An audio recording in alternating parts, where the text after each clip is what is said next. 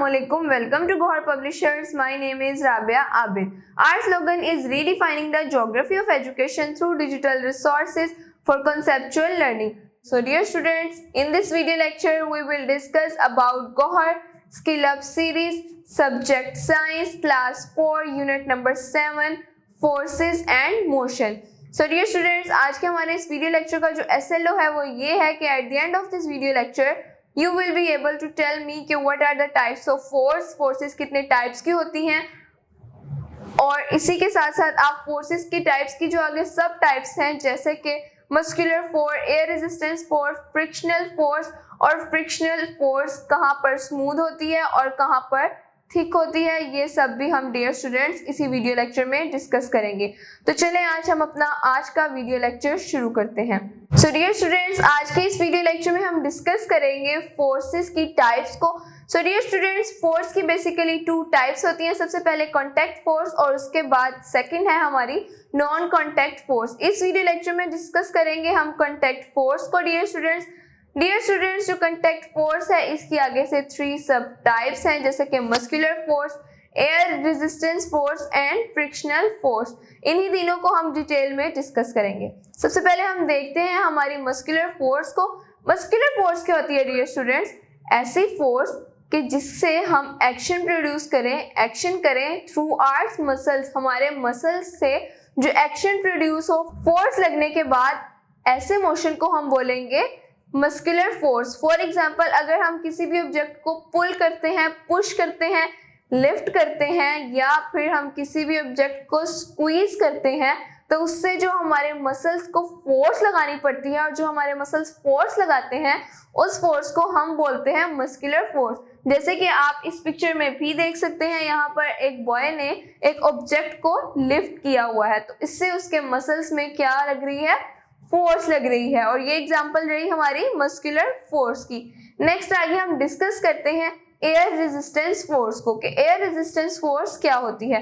Dear students, जब force opposite होती है एयर के, एक ऑब्जेक्ट अगर एयर में है, हवा में है और फोर्स है उसके ऑपोजिट आ रही है तो ऐसी फोर्स को हम बोलेंगे air resistance force. For example, जैसे कि हम एक एग्जांपल डिस्कस कर सकते हैं यहाँ पर प्लेन की और पैराशूट की। जब प्लेन हवा में उड़ रहा होता है, फ्लाई कर रहा होता है, तो जो एयर फोर्स होती है वो उसकी ऑपोजिट होती है और जो प्लेन होता है वो उसकी ऑपोजिट डायरेक्शन में से आ रहा होता है। इसीलिए प्लेन को उड़ने में भी ज्यादा वक्त लगता है और वो जब आहिस्ता आहिस्ता हवा में जाता है, जब उसकी फोर्स एयर की फोर्स के इक्वल हो जाती है तब वो इजीली फ्लाई कर सकता है। उसके बाद नेक्स्ट है डियर स्टूडेंट्स हमारी थर्ड सब टाइप कॉन्टैक्ट फोर्स की, वो है फ्रिक्शनल फोर्स। अब डियर स्टूडेंट्स, फ्रिक्शनल फोर्स क्या होती है? फ्रिक्शनल फोर्स होती है ऐसी फोर्स जो कि चलते हुए ऑब्जेक्ट को, मूविंग ऑब्जेक्ट को स्लो डाउन कर दे, आहिस्ता कर दे। जब 2 या 2 से ज्यादा ऑब्जेक्ट्स को हम आपस में रब करते हैं, रगड़ते हैं टुगेदर आपस में, तो उससे जो फोर्स प्रोड्यूस होती है, जो फोर्स निकलती है जिसको हम टच नहीं कर सकते, उसको बोलते हैं फ्रिक्शनल फोर्स। जब वो दोनों ऑब्जेक्ट एक दूसरे को आपस में टच करते हैं और वो back and fourth quickly move करते हैं तो उसको कहते हैं रबिंग प्रोसेस। और जब हम किसी भी 2 ऑब्जेक्ट्स को रब करते हैं ना डियर स्टूडेंट्स, तो उनके दरमियान जो है वो फ्रिक्शन प्रोड्यूस हो जाती है, स्लो डाउन करती है डियर स्टूडेंट्स ये ऑब्जेक्ट को सबसे पहले, और उसके बाद मेक करती है, उन्हें स्टॉप करने की कोशिश करती है। जैसे अगर हमने एक बाईसाइकिल की भी एग्जांपल देखी थी हमारे लास्ट वीडियो लेक्चर में, जिसमें एक दोस्त पुश कर रहा होता है अपने दोस्त की बाईसाइकिल को, और जब वो अपनी तरफ पुल करता है, उसको रोकने की कोशिश करता है तो वो रुक भी जाती है, सबसे पहले स्लो डाउन होती है और देन वो स्टॉप हो जाती है उसकी बाईसाइकिल।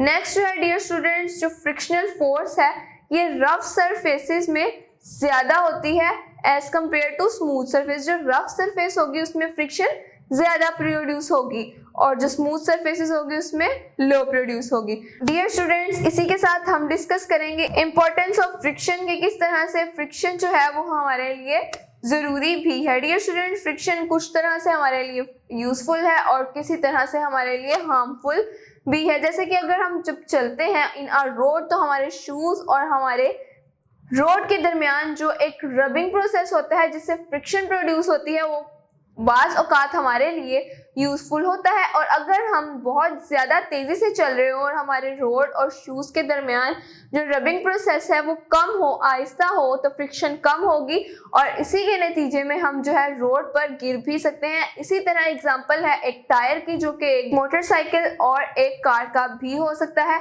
अब उस टायर और उस रोड के दरमियान जो फ्रिक्शन है, जब वो बहुत ज़्यादा होगी और एक स्लिपरी सरफेस होगी जो कि स्मूथ होती है, तो उससे जो रोड एक्सीडेंट है उसके जो चांसेस हैं वो ज़्यादा होंगे। तो वो जो फ्रिक्शन होती है स्मूथ और रफ सरफेस के दरमियान, वो हमारे लिए हार्मफुल भी होती है। तो डियर स्टूडेंट्स, अब हम डिस्कस करते हैं हमारी एक्टिविटीज़ जो कि इसी टॉपिक से रेलिवेंट है। सो डियर स्टूडेंट्स, हमारी एक्टिविटी नंबर है 7.4 और इसमें हम डिस्कस करेंगे फ्रिक्शन बिटवीन सरफेसेस के किन सरफेसेस के दरमियान फ्रिक्शन प्रोड्यूस होगी। Tick in the proper column. First है हमारे पास dear students a ball rolling on the floor, इसमें हम टिक करेंगे लेस फ्रिक्शन पे।